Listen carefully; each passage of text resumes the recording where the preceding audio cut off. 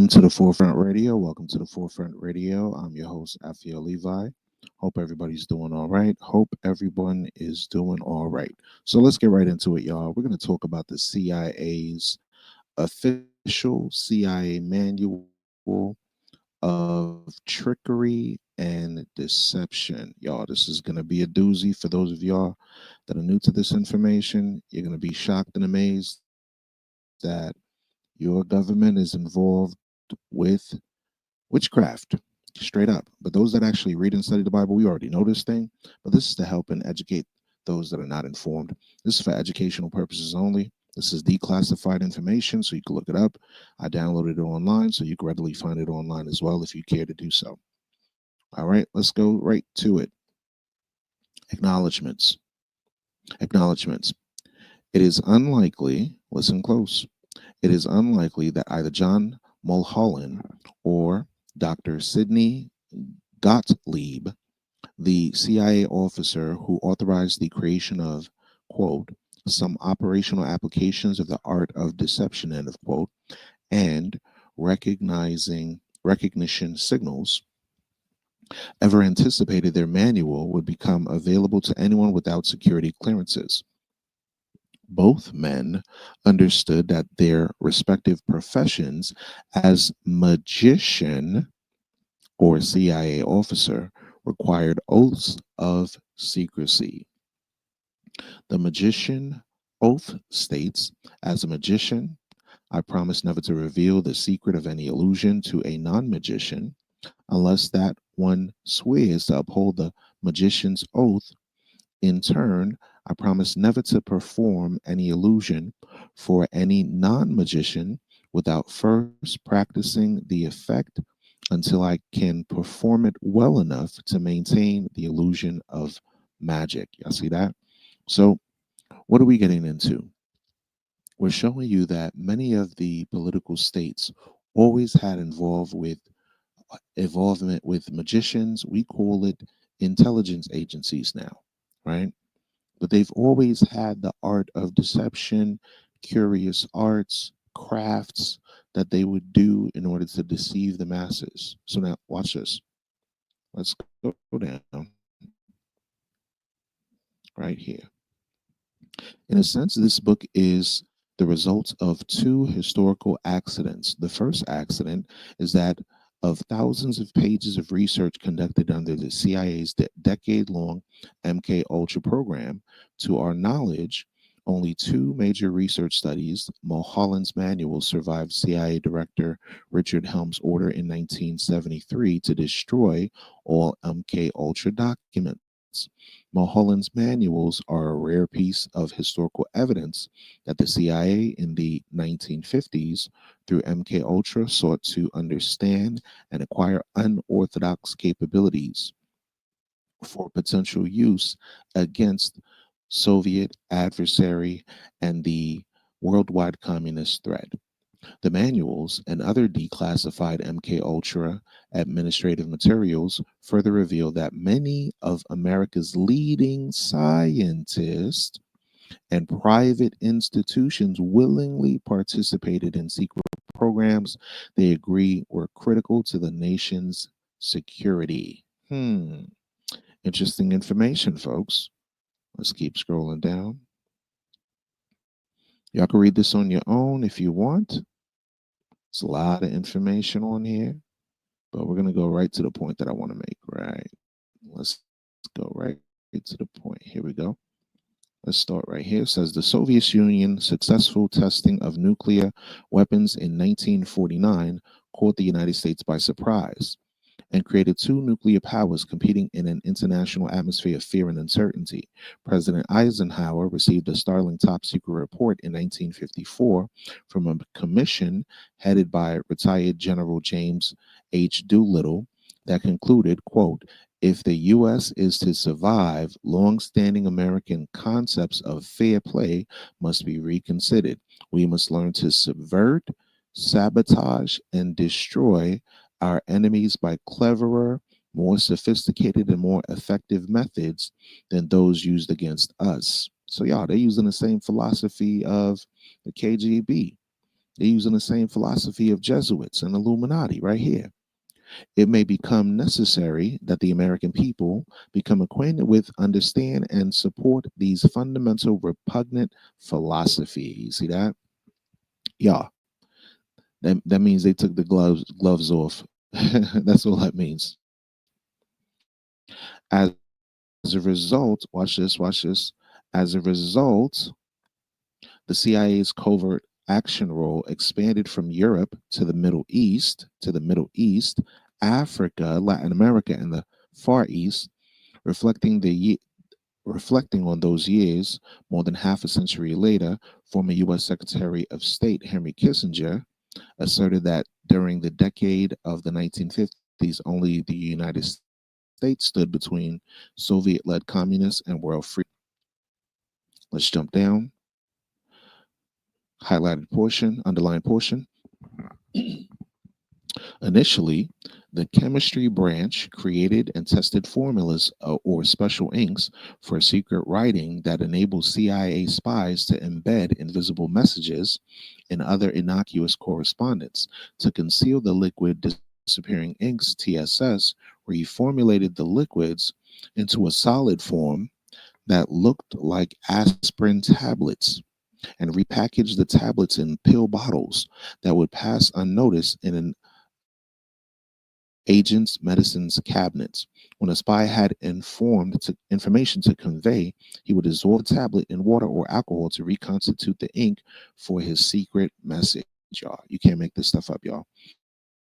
So when we had classes going into the research that they did, right, and how these jokers were involved with a lot of evil stuff, we're not making this stuff up, man. We're not making this stuff up. We're not making it up. We read in the Bible that Babylon the Great was responsible for many sorceries, that the United States had its start through sorcery, witchcraft. You read it all throughout the Bible. I don't know if y'all missed it. There's a book called the Book of Exodus. And in the book of Exodus, you read where the king, also known as the Pharaoh of Egypt, was working hand in hand with who? The magicians, the magicians, the magicians. The magicians had a part in the government. So these nations, don't be deceived to think that they're not working on the left hand with darker forces. They're working with evil spiritual forces that we have no idea that they're doing. Here's a quick point to prove that. Watch this. Dr. Gottlieb and his chemists expanded their research during the 1953 to counter another unanticipated Soviet threat.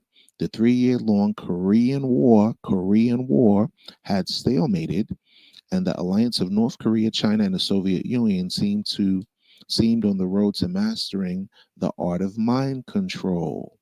Such a capability could render soldiers and possibly entire populations vulnerable to communist propaganda and influence. Reports reached the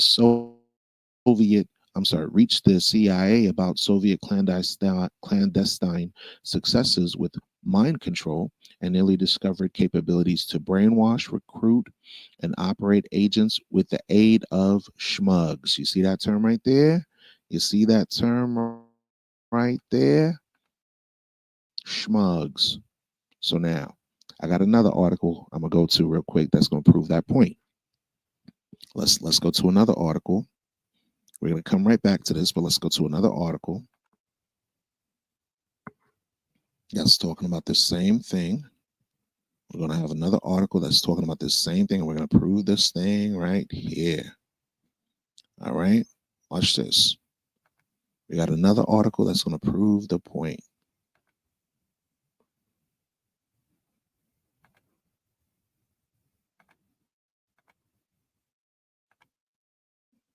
All right, this is the secondary article.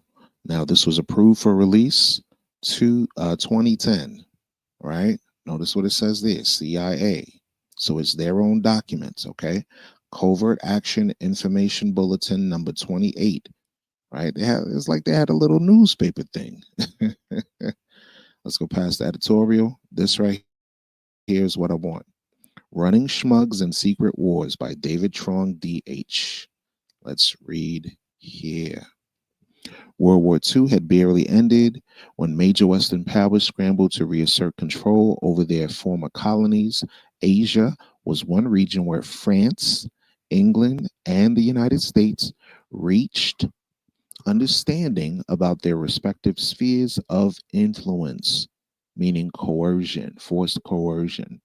In September 1945, France sought to reestablish her rule over Indochina and other former colonies, where she had been unceremoniously humiliated by the Axis powers. With British assistance, and strengthened by Truman's policy against the independence movements in Indochina, the French returned to Indochina to begin their disastrous 9-year war against the Viet Minh, Vietnam's burgeoning independence movement. In exchange for French support of America's Marshall Plan and anti communist operations throughout Europe, the United States contributed to France's reconquest of Indochina. Y'all, these folks are colonizers, invaders. They're telling you in their own writings what their business is. By the time of the French defeat at Dien Bien Phu in 1954, the U.S. had spent 3.5 billion or 75% of French war cost in Indochina. So now let's see what they were spending their money on. Let's find out. Nevertheless, throughout the war, the French found themselves short on funds to finance their covert operations against the Viet Minh. Thus, in 1951, the French intelligence service, SDECE, serviced the documentation extérieure et du contre-espionnage. If I said that wrong, I'm sorry. My French ain't Frenchy. And its covert operations branch, Service d'Action, took over the enormous OP trade in French Indochina. Known as the OP monopoly, the OP trade was first established by the French in the 1880s to finance their colonial rule over Indochina. So the very thing they're accusing, wow, the very thing that they're accusing North Korea, Russia, and China of, you have United States, you have France and Britain doing the exact thing to the citizens of the world. You see that? Watch this. Known as the OP monopoly, the OP trade was first established by the French in the 1880s to finance their colonial rule over Indochina. Service d'Action had dubbed its OP financed secret war Operation X. The operation involved OP financed secret war Operation X. The operation involved French trained commandos made up of Hmong and other tribesmen to be sent into action against Viet Minh strongholds and a distribution network of French sponsored local pirates who ran hundreds of OP dens throughout Vietnam and Laos. So if you ever see a nation that's having some problems with schmugs, just know for a fact that there's a white team man behind it. Just know for a fact. Just know it. Understand that. When the Bible tells you these jokers are responsible for witchcraft and sorcery, when you look up the term sorcery, it is the term called pharmakia. Pharmakia is where we get the word pharmacy. Mm. Watch this. It says, Operation X included a supporting cast of Corsica underworld characters and their small airline, Air OP, shuttling schmugs cargoes between Laos and Vietnam. The Corsicas had links with their equally enterprising colleagues in France in post-war metropolitan France. The CIA had made its own alliance with the Corsican underworld in its program to neutralize the French of communist trade unions. During the same period, in neighboring Thailand, the United States had established a major presence. U.S. intelligence activities in Thailand were part of a broad covert program sanctioned by the Joint Chiefs of Staff and the Truman White House against the newly established Chinese Communist government. Since 1948, the Office of Policy Coordination under the late Frank Wisner, driven by Cold War fever, had initiated a number of covert operations in Europe and laid the groundwork for more anti-communist operations in Asia. Right? Let's jump up to the top. It's very important to know this history, y'all. It's in their own right. Civil Air Transport, also known as CAT, Americans' intelligence first proprietary airline in the Far East, flew clandestine missions and drops for the OPC and later for the CIA throughout Indochina, Thailand, Burma, and the southern and eastern China. You see that? You see that? So all of this talk about, oh, they're against China and China this, China that, when in reality, for years, for decades, they've been pumping smoke over there. You understand? They've been pumping that stuff over there. You understand? In early February 1951, the CIA initiated Operation Paper, the first major paramilitary operation in the part of the Southeast Asia. It involved the invasion of Yan'an Province, southern China, by some 4,000 Kuomintang troops based on Mong Hasat, Burma.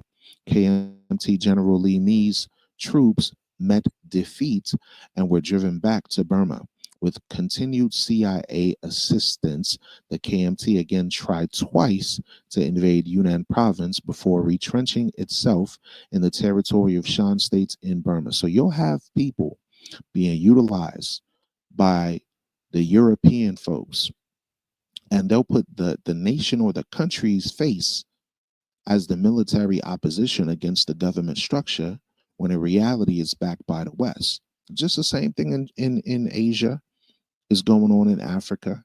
You'll have black faces fighting against other black faces, but the financial backing is government sponsored, non governmental organizations, and secret black ops. So they're telling you what they're doing in their own writings. Okay. And this information is released to the public. It's not hidden anymore, because it was like, oh, what are you going to do about it? It was like 40, 50, 60 years ago. What are you going to do about it? Y'all, there's no statute of limitations with God, y'all. He remembers the evil that people do on the earth. Let's read on.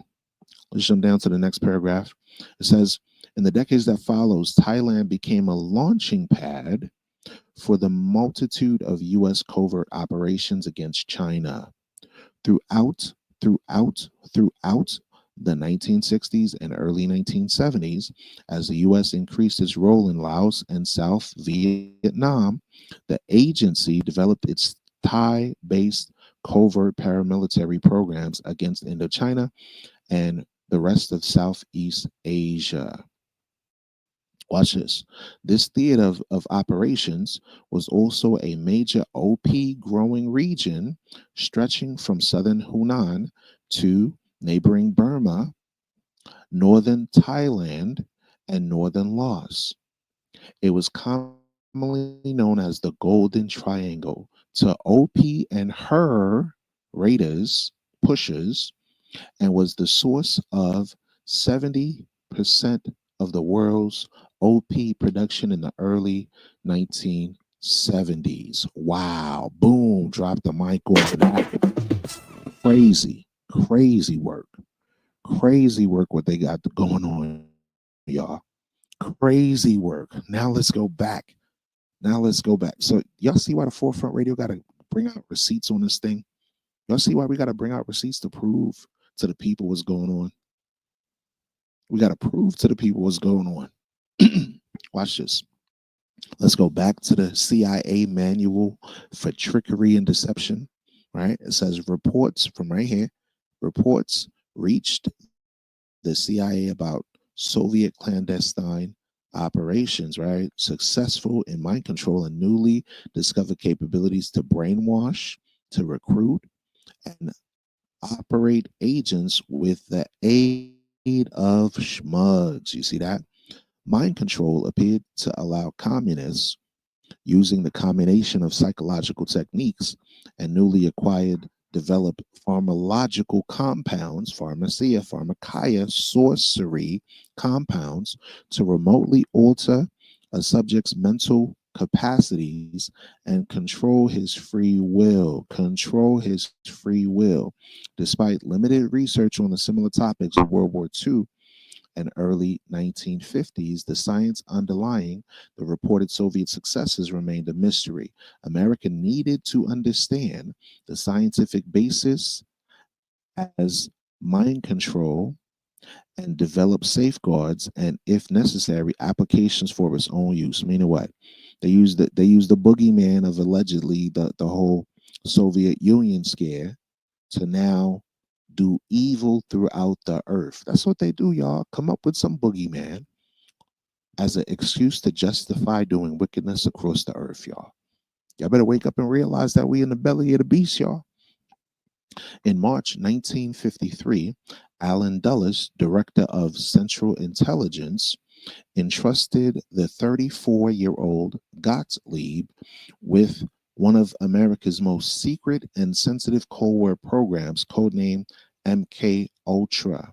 Dulles authorized TSS and Dr. Gottlieb's chemical staff to begin working on multiple projects for research and developmental of chemical, biological, and radiological materials capable of employment in clandestine operations to control human behavior,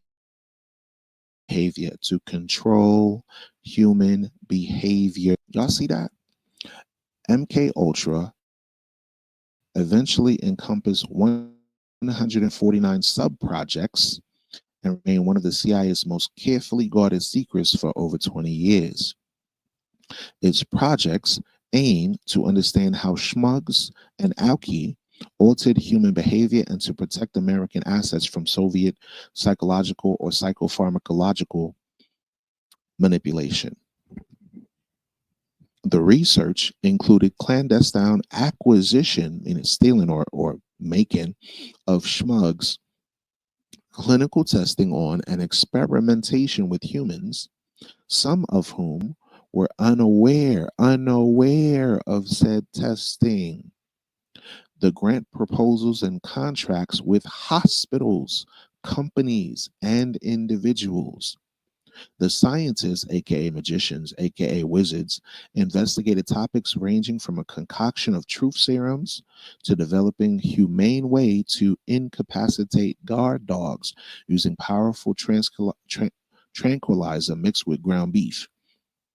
Several projects involved research on little understood mind altering pharmacia, such as L and then the S and then the D and then the Mary Jane.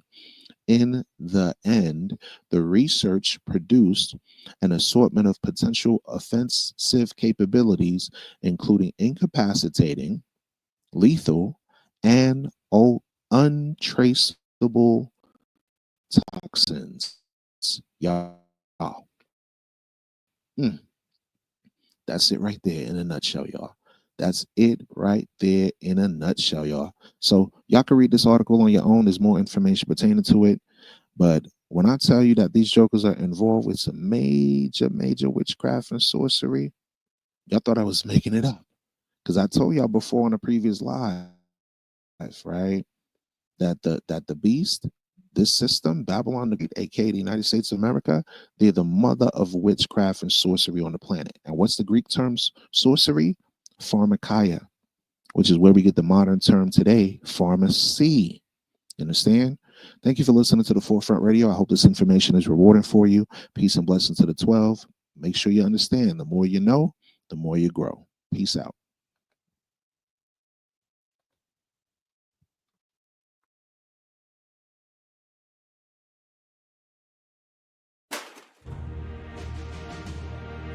The year is 1947. The ashes of World War II are still smoldering. From those ashes rises a new kind of conflict, a Cold War fought in the shadows. The United States forms a new agency, the Central Intelligence Agency. Its mission to navigate the murky world of espionage, covert operations, and intelligence gathering. Some whisper that the agency's interest extended beyond traditional espionage. They were drawn to the occult, the esoteric, the forbidden knowledge of ancient Babylon. Rumors of mind control projects, psychic spies, and attempts to weaponize the human mind itself began to surface. Could these whispers be true? Was the CIA dabbling in the dark arts, seeking to control not just nations but the very fabric of reality itself? The truth, as always, lay shrouded in layers of secrecy. But one thing was clear, the CIA was prepared to push the boundaries of what was possible, to explore every avenue, no matter how ethically dubious, in its quest for global dominance. The line between intelligence gathering and sorcery, it seemed, was terrifyingly thin. At the height of the Cold War, fear of Soviet mind control techniques gripped the American psyche. In response, the CIA embarked on a series of top-secret experiments that would become infamous Project MKUltra. The goal to explore the possibilities of mind control to create the perfect spy, the ultimate weapon, a human being stripped of their free will. LSD, the mind-bending drug that could unlock the secrets of the subconscious, became a cornerstone of MKUltra. Subjects, many unwitting participants in this sinister game, were dosed with the drug in an attempt to break their minds, to reprogram them like machines.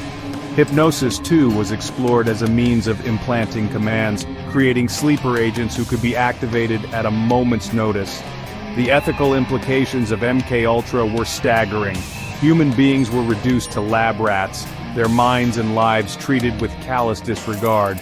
The project, shrouded in secrecy and denials, left an indelible stain on the CIA's history. The CIA's reach extended far beyond the laboratory. They sought to shape the world stage, often through covert operations that left nations reeling in their wake. Two such operations stand out as chilling examples of the agency's willingness to interfere in the sovereignty of other nations: the 1953 Iranian coup d'état and the 1973 Chilean coup d'état.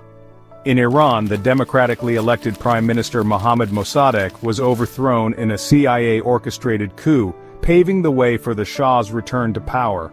The Shah, a brutal dictator, became a staunch ally of the United States. In Chile, the democratically elected socialist government of Salvador Allende was toppled in a bloody coup supported by the CIA. General Augusto Pinochet, a ruthless dictator, seized power, ushering in an era of oppression and human rights abuses. These coups were not isolated incidents. They were part of a larger pattern of CIA intervention in foreign governments, often in pursuit of American economic and geopolitical interests. The agency's actions had profound and long-lasting consequences, destabilizing entire regions and leaving a legacy of mistrust and resentment.